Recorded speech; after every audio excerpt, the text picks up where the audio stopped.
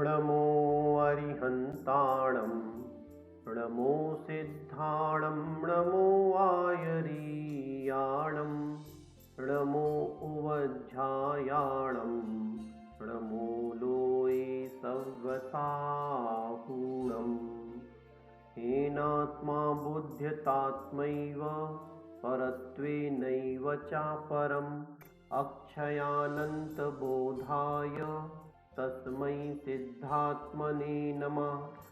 जयन्ति यस्या वदतोऽपि भारती विभूतयतीर्थकृतोऽप्यनीहितु शिवाय धात्रे सुगताय विष्णवे जिनाय तस्मै सकलात्मने नमः। पंच परमेष्ठी भगवान की जय। देवादिदेव 1008 श्री आदिनाथ भगवान की जय। परम पूज्य आचार्य पूज्यपाद स्वामी महाराज की जय। संत शिरोमणि आचार्य गुरुवर विद्यासागर जी महाराज की जय। मुनि पुंगव श्री सुधा सागर जी महाराज की जय। हम सभी का परम सौभाग्य है कि हम सभी आचार्य पूज्यपाद स्वामी महाराज द्वारा विरचित समाधि तंत्र ग्रंथ का अध्ययन प्रारंभ कर रहे हैं। आइए आज हम ग्रंथकार आचार्य पूज्यपाद स्वामी जी का और उनके ग्रंथ समाधि तंत्र का सर्वप्रथम संक्षिप्त परिचय और इस ग्रंथ में निबद्ध मंगलाचरण श्लोक का अध्ययन करते हैं। आइए सर्वप्रथम ग्रंथकार का सामान्य परिचय। आचार्य पूज्यपाद स्वामी जी का स्थान जैनाचार्यों की श्रेणी में अग्रिम पंक्ति में आता है। आप आचार्य कुंद, आचार्य उमा स्वामी, आचार्य समंत भद्र के बाद प्रधान आचार्यों की श्रेणी में आते हैं। आपके गुरु द्वारा प्रदत्त आपका दीक्षा नाम देवनंदी था तथा बाद में आपकी बुद्धि की प्रकटता और विपुलता के कारण आप जिनेंद्र बुद्धि नाम से भी लोक में प्रसिद्धि को प्राप्त हुए एवं जब से आपके चरण युगल देवताओं के द्वारा पूजे गए थे तब से आप बुद्ध जनों द्वारा पूज्यपाद नाम से विभूषित हुए। आप अद्वितीय प्रतिभाशाली और शास्त्रों के पारंगत थे। आपके उपलब्ध ग्रंथों से आपकी चतुर्मुखी प्रतिभा का स्पष्ट पता चलता है। आप असाधारण विद्वत्ता के धनी थे, सेवा पारायणों में अग्रगण्य थे, महान दार्शनिक थे और अद्वितीय वैयाकरण थे। आप अपूर्व वैद्य थे, धुरंधर कवि थे, बहुत बड़े तपस्वी थे, सातिशय योगी थे और एक पूज्य महात्मा थे। आप मुनि गणों से पूजनीय एक श्रेष्ठ मुनीन्द्र थे। आइए अब हम आचार्य पूज्यपाद स्वामी जी के समय के बारे में विचार करते हैं। कई शिलालेखों और शास्त्र प्रमाणों से आचार्य पूज्यपाद जी का समय ईसा की 5वीं शताब्दी अर्थात विक्रम की 6ठी शताब्दी स्वीकार किया जाता है। 7वीं और उसके बाद की शताब्दियों के आचार्य अकलंक देव, आचार्य विद्यानंदी जी जैसे आचार्यों ने आपके वाक्यों का खुला अनुसरण करते हुए बड़ी श्रद्धा के साथ उन्हें अपने ग्रंथों में स्थान देकर उसे ग्रंथों का अंग बनाया है। कर्नाटक के प्राय सभी कवियों ने ईसा की 8वीं, 9वीं, 10वीं शताब्दी के विद्वानों ने अपने अपने ग्रंथों में बड़ी श्रद्धा भक्ति के साथ आपका स्मरण किया है और आपकी मुक्त कंठ से खूब प्रशंसा की है। ऐसे ही अन्य कई प्रमाणों से आपका समय ईसा की 5वीं शताब्दी स्वीकार किया जाता है। आइए अब हम आचार्य पूज्यपाद जी महाराज द्वारा विरचित रचनाओं के विषय में जानकारी प्राप्त करते हैं। आपके विद्या विशिष्ट गुणों को आज भी आपके द्वारा रचे हुए शास्त्र हम सभी को बतला रहे हैं। एक शिलालेख में आचार्य पूज्यपाद के प्रारंभ के 4 ग्रंथों का क्रम निर्देश मिलता है। उनका पहला ग्रंथ जैनेन्द्र व्याकरण, दूसरा शब्दावतार, तीसरा वैद्यक शास्त्र और चौथा सर्वार्थ सिद्धि। इसके अतिरिक्त इष्टोपदेश और समाधि तंत्र ये इनके ग्रंथ प्राप्त होते हैं। इसके अतिरिक्त आपने स्तोत्र ग्रंथों की और भक्तियों की भी रचना की है। सिद्धि प्रिय स्तोत्र, इसके अलावा भी उनके और स्तोत्र हैं और इन्होंने 10 भक्तियाँ रचित की हैं। सिद्ध भक्ति, श्रुत भक्ति, चरित्र भक्ति, योग भक्ति, आचार्य भक्ति, निर्वाण भक्ति, नंदीश्वर भक्ति आदि। इन सब ग्रंथों के अतिरिक्त आचार्य पूज्यपाद महाराज ने कितने और किन किन ग्रंथों की रचना की है, इसका अनुमान लगाना बड़ा कठिन है। आइए अब हम इनके ग्रंथों का सामान्य परिचय प्राप्त करते हैं। जैनेन्द्र व्याकरण जो इनका ग्रंथ है, यह आपके व्याकरण शास्त्र की निपुणता का परिचायक है। दूसरा इनका ग्रंथ शब्दावतार, यह पाणिनीय व्याकरण के ऊपर लिखा हुआ एक व्याकरण ग्रंथ है। तीसरा इनका ग्रंथ है वैद्यक शास्त्र, यह चिकित्सा ग्रंथ है और मानव समाज के लिए हितरूप बनाया गया है। चौथा सर्वार्थ सिद्धि, यह आचार्य उमा स्वामी जी महाराज के ग्रंथ तत्वार्थ सूत्र के ऊपर एक बहुत ही सुंदर विस्तृत टीका ग्रंथ है। इनका पांचवा ग्रंथ इष्टोपदेश, यह 51 पद्यों का एक छोटा सा यथानाम तथा गुण से युक्त सुंदर आध्यात्मिक ग्रंथ है।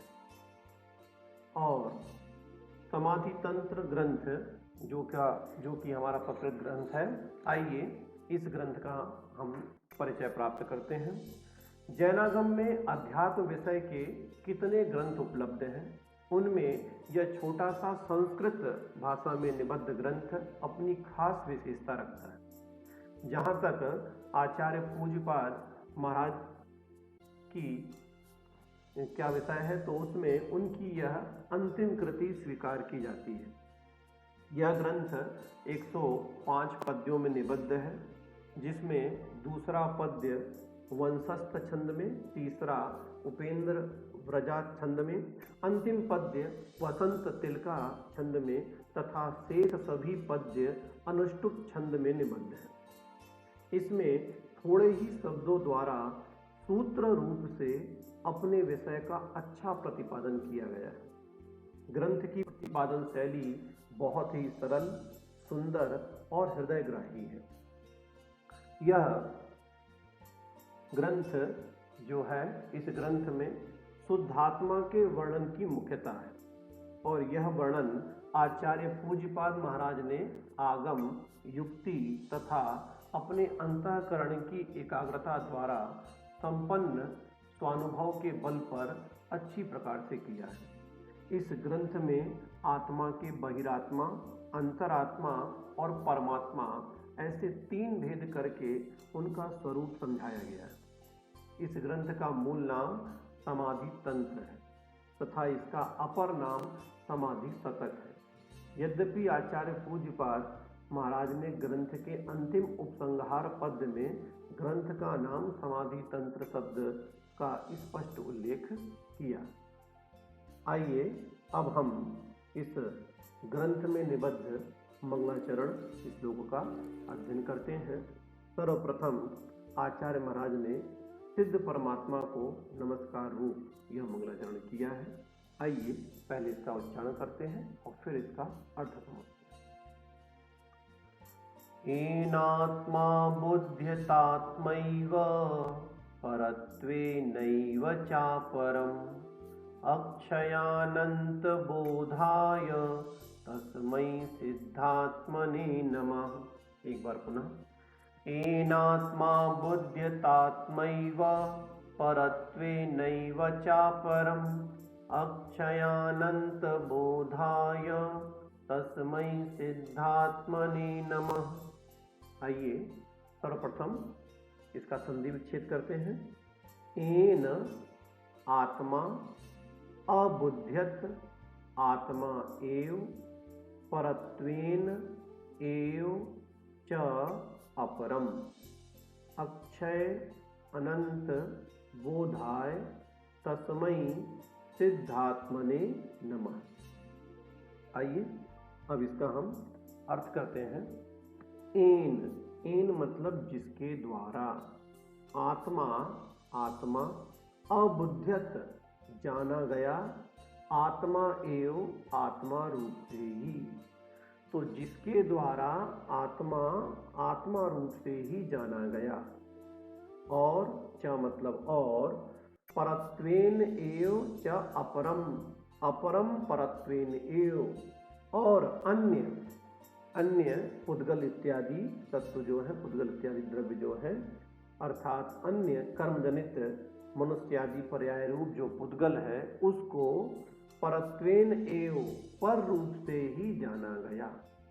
तो जिसने आत्मा को आत्मा रूप से और पर को पर रूप से ही जाना है, तस्मै उसके लिए, कौन है वो?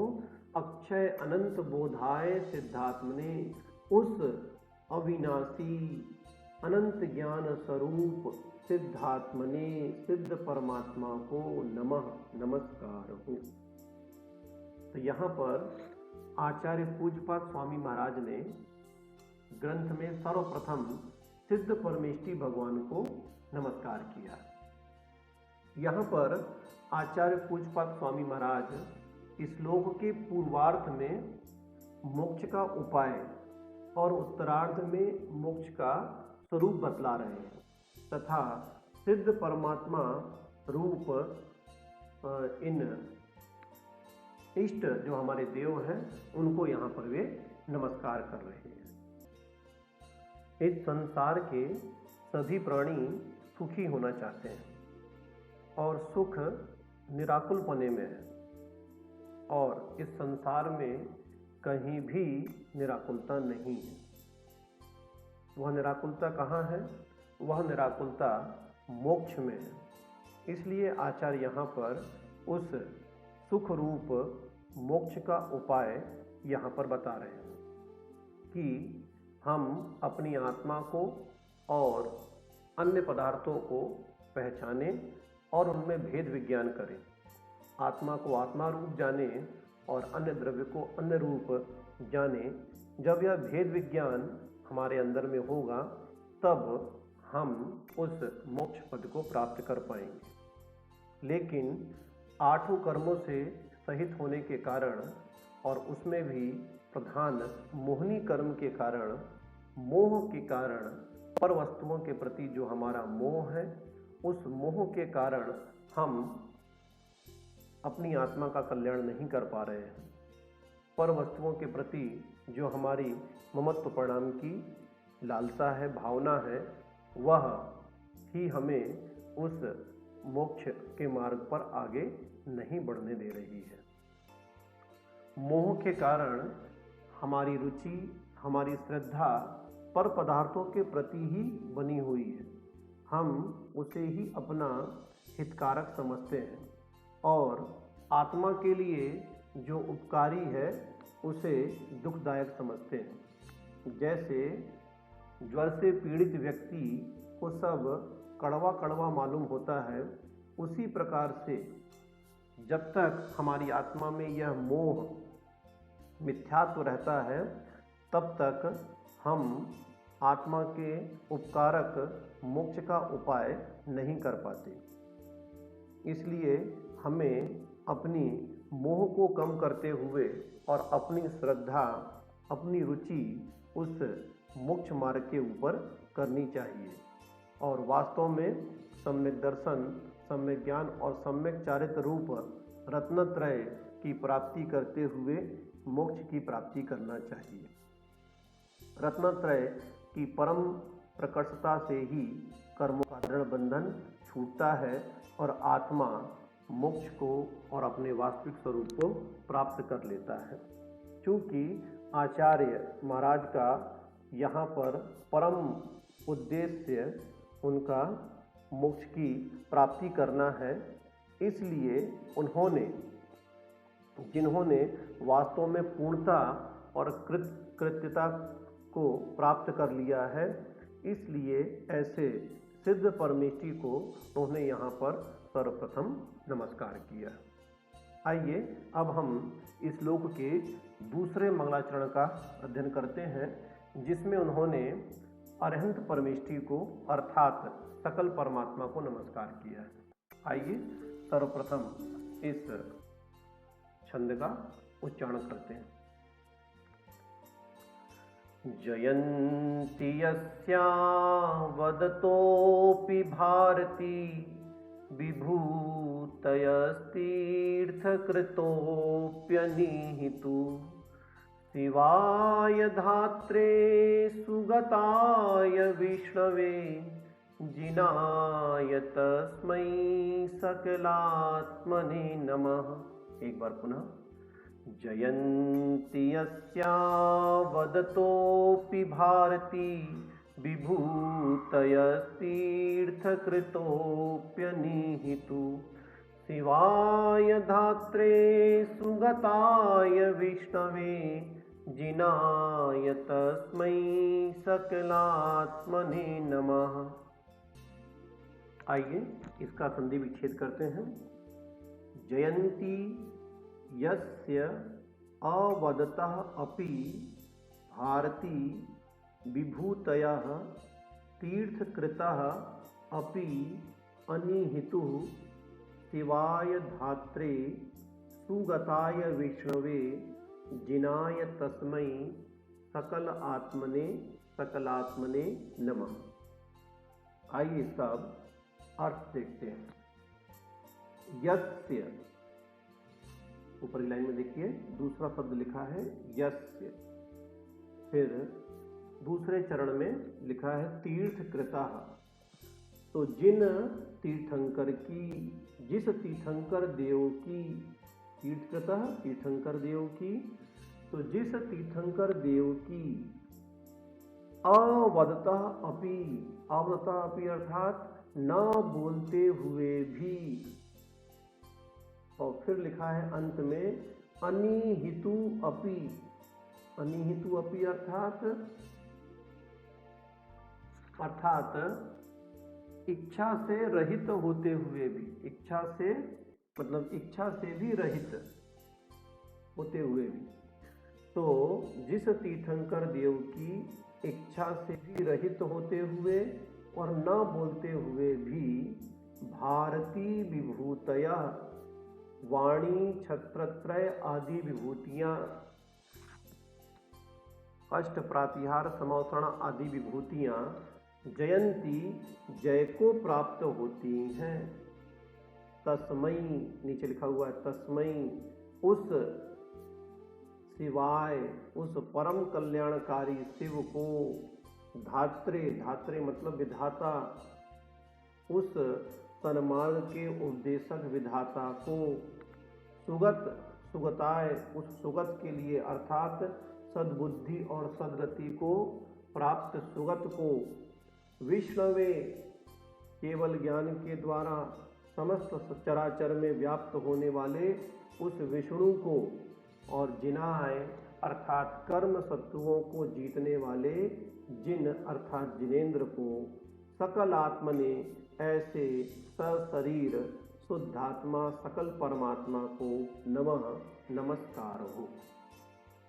तो यहाँ पर अरिहंत परमेष्ठी को यहाँ पर नमस्कार किया गया है। आचार्य परमेष्ठी ने यहाँ पर, आचार्य महाराज ने यहाँ पर दूसरे मंगलाचरण में यहाँ पर सकल परमात्मा अरिहंत परमेष्ठी को यहाँ पर वे नमस्कार कर रहे हैं। एक बार फिर से देख लीजिए क्या कह रहे हैं कि जिस तीर्थंकर की न बोलने की इच्छा होती है, न उनकी किसी प्रकार की और अन्य इच्छाएं होती हैं, फिर भी उनकी वाणी और छत्रत्रय आदि विभूतियाँ जय जयकार को प्राप्त होती हैं, ऐसे उन सकल परमात्मा को मैं नमस्कार करता हूँ। वे ही शिव हैं, वे ही विधाता हैं, वे ही सुगत हैं, वे ही विष्णु हैं और वे ही जिनेन्द्र हैं। ऐसे वे अरहंत परमात्मा, सकल परमात्मा नमस्कार के पात्र हैं। हम देखते हैं संसार में बहुत सारे अन्य धर्मों में अन्य ईश्वरों को स्वीकृति दी गई है, जबकि वास्तव में देखें तो उनमें कोई भी लक्षण भगवान पने के नहीं प्राप्त होते। यदि हम इस संसार में किसी को भगवान कहते हैं तो उनमें हम क्या लक्षण स्वीकार करें, जो कि हमारे शास्त्रों में भी स्पष्ट लिखा हुआ है। अगर हम उसकी परीक्षा करें, उस लक्षण की परीक्षा करें, तो वह स्पष्ट परिलक्षित होता है कि वास्तव में यही भगवान का वास्तविक लक्षण है।